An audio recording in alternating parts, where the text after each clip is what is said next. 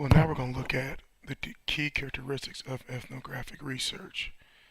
The first thing is a cultural theme. And a cultural theme is a general position declared or implied that is openly approved or promoted in a society or a group. It becomes a broad lens that researchers use when they initially enter a field to study a group. They look for manifestations of it. The next characteristic is a culture sharing group. A culture sharing group is two or more individuals who have shared behaviors, beliefs, and language. Characteristics of a culture sharing group consists of two or more individuals. The group interacts on a regular basis. Interacted for some time. The group is representative of some larger group. The group has adopted some shared patterns of behaving, thinking, or talking. Next, we have shared patterns of behavior, belief, and language. A shared pattern is a common social interaction that stabilizes as tacit rules and expectations of the group. A behavior is an action taken by an individual in a culture setting. A belief is how an individual thinks about or perceives things in a cultural setting. And language is how an individual talks to others in a cultural setting. Next, we have field work. And in field work, this means that the researcher gathers data in the setting where the participants are located and where their shared patterns can be shared. This data collection includes the following. You have emic data, which is the first order data, such as local language and ways of expression used by members in a cultural sharing group. You have etic or etic data.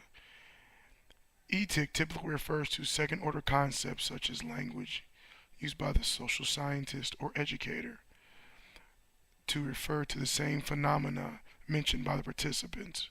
And lastly, you have negotiation data, which consists of information that the participant and researcher agreed to use in the study.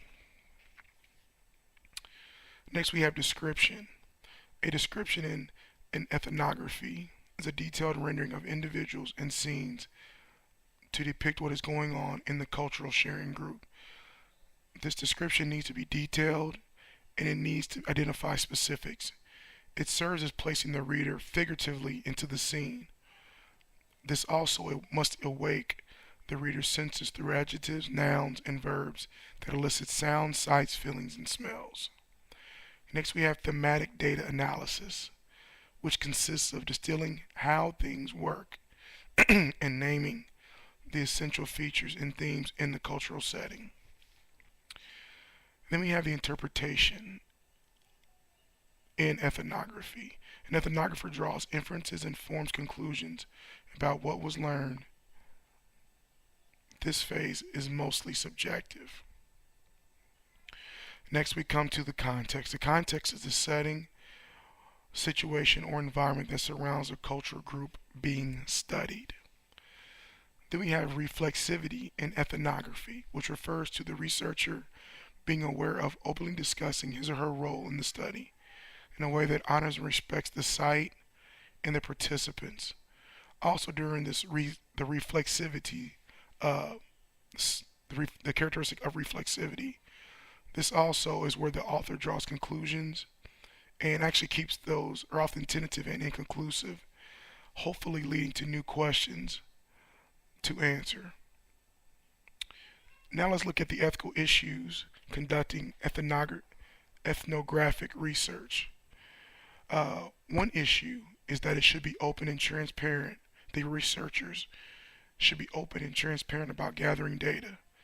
This means that they need to convey to all individuals involved in the study the purpose of the study, the general impact it will likely have, and the sources of support and funding for the project.